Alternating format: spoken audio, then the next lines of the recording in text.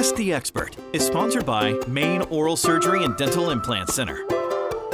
If you have ever been told you don't have enough bone for a traditional dental implant, a sinus lift might be a solution. Dr. Erik Harriman is here with more on that. Dr. Harriman, thanks for joining us. What exactly is a sinus lift? Why would you need it? Sure. So most of the time, the people who are interested in sinus lifts are people that have been to their dentist, and the dentist has said that they're not a candidate for traditional dental implants, particularly in the posterior upper jaw.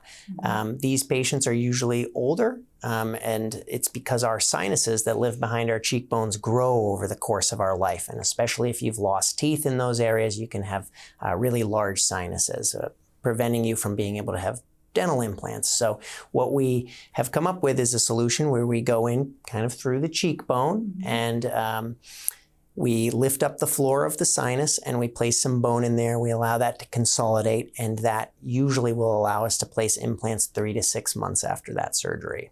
So what is that procedure like? Is this something done in your office? Is there a lot of pain with it? And then of course the recovery too. Traditionally, these can be accomplished in the outpatient setting almost always. We would almost always put people under general anesthesia for this procedure. However, if people were interested in doing under local, it is possible. The person is usually going to want to take about 7 to 10 days off for recovery, and they would generally be whole again after about 3 to 4 weeks. What kind of results have you seen?